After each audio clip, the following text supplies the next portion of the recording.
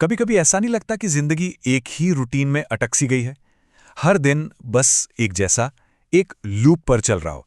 आज हम इसी लूप को, इसी चक्र को तोड़ने की बात करेंगे और ये देखेंगे कि कैसे अपनी जिंदगी को एक नई, बेहतर दिशा दी जा सकती है। इसके लिए हमने कई बेहतरीन क्रिएटर्स के सबसे असरदार आइडियाज को एक साथ मिलाया है। ये कुछ कुछ ऑटो पायलट पर जीने जैसा है ना? दिन बस आते हैं और चले जाते हैं, बिना किसी खास मकसद के। और ये एक बहुत ही कॉमन एहसास है। पर अच्छी बात यह है कि इससे बाहर निकलने का एक रास्ता है। तो आइए पहले ये समझते हैं कि हम इसमें फंसते ही क्यों हैं। देखिए, हमारी जिंदगी में ना अक्सर एक गैप होता है। एक तरफ हैं हम, जैसे हम आज हैं, और दूसरी तरफ वो इंसान है जो हम बनने चाहते हैं, हमारा एक बेहतर वर्जन। कर्ट सेगाते से बहुत अच्छे से समझाते हैं। और इसी गैप, इसी खाई की वजह से हम अक्सर निराश और कहीं फंसा हुआ महसूस करते हैं। तो चलिए अब जरा इस ऑटो पायलट प्रॉब्लम की जड़ तक चलते हैं। इससे पहले कि हम इसे ठीक करने की बात करें, ये समझना जरूरी है कि हम इसमें फंसते ही क्यों हैं, असली वजह क्या है। ये जो नंबर है ना, ये शायद थोड़ा चौंका दे। न्यूरोसाइंटिस्ट्स कहते हैं कि 35 साल की उम्र तक हमारी 95% आदतें, हमारी सोच और हमारा व्यवहार, ये सब हमारे सबकॉन्शियस माइंड से चलता है। मतलब हम अपनी जिंदगी के ज्यादातर फैसले होश में नहीं, बल्कि अपनी पुरानी प्रोग्रामिंग के हिसाब से ले रहे हैं। सिर्फ 5% पर हमारा असल में कंट्रोल है।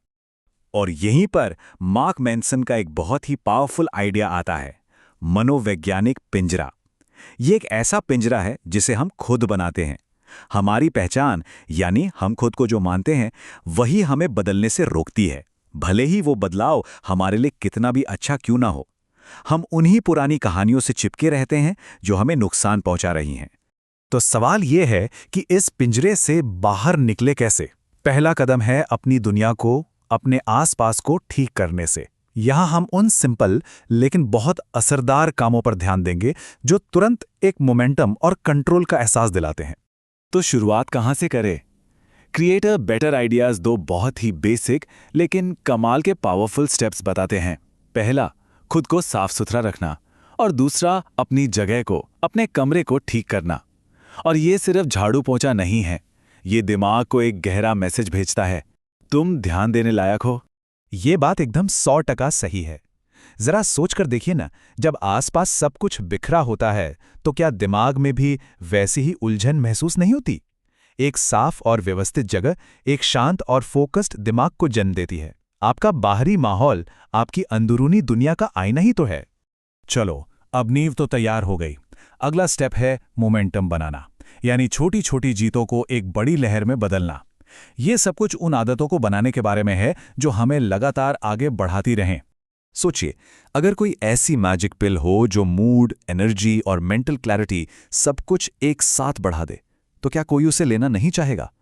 खैर, वो गोली है रोजाना की एक्सरसाइज। इसे एक ऐसी आदत बनाना होगा जिस पर कोई समझौता ना हो। ये शरीर और दिमाग दोनों को जबरदस्त एनर्जी देती है। हमारी सबसे बड़ी गलती क्या होती है? हम सब कुछ एक साथ बदलना चाहते हैं और फिर कुछ भी नहीं बदल पाते।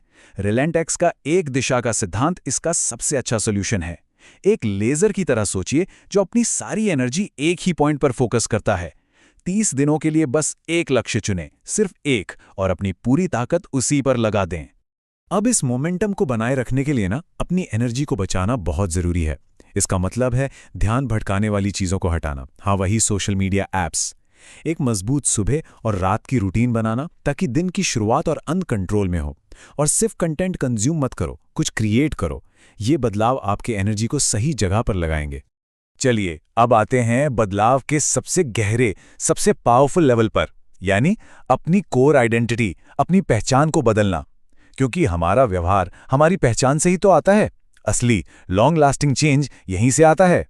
हम सब ने पॉजिटिव विजुअलाइजेशन के बारे में तो सुना ही है, लेकिन मार्क मैनसन एक, कह सकते हैं, उल्टा लेकिन शायद ज्यादा पावरफुल तरीका बताते हैं, एंटी विजन। इसमें यह सोचना है कि अगर कुछ नहीं बदला तो 5 साल में जिंदगी कितनी बुरी हो जाएगी। कभी कभी दर्द का डर ही आगे बढ़ने के लिए सबसे बड़ा मोटिवेशन होता है। तो देखिए, असली गेम यह है, अपनी 5% की विल पावर से 95% के सबकॉन्शियस माइंड से लड़ा नहीं जा सकता। ये एक छोटी सी नाव से तूफान का सामना करने जैसा है। लड़ना नहीं है, आपको उस तूफान का रुख ही मोड़ना होगा। और ये होता है अपनी प्रोग्रामिंग बदलकर, यानी आप खुद से क्या कहते हैं ये बदलकर। इस बात को स्वरूप सिंह राजपूत बहुत बढ़िया तरीके से समझाते हैं। हमें अपनी नेगेटिव कहानियों को बदलना होगा। मैं आलसी हूं कहने के बजाय कहना शुरू करें, मैं अनुशासित हूं।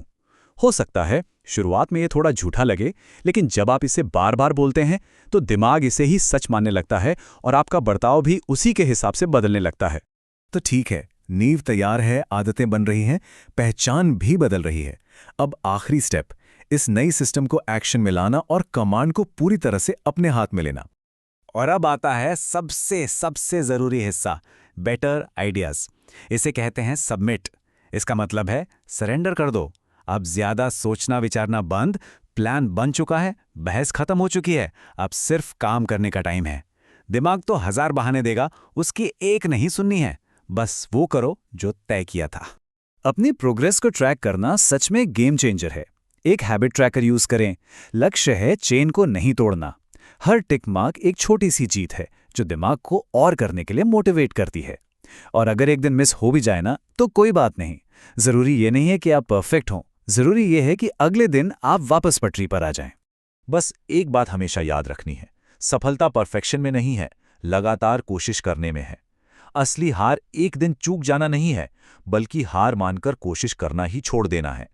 तो हमने प्रॉब्लम को समझा और उसे सॉल्व करने का एक पूरा का पूरा रोड मैप भी देख लिया। पर अब सवाल आपके लिए है। देखिए, हर किसी की जिंदगी एक दिशा में, एक ट्रेजेक्टरी पर जा रही है। सवाल यह है कि आज वो कौन सा एक छोटा सा फैसला लिया जा सकता है जो इस पूरी दिशा को ही बदल दे।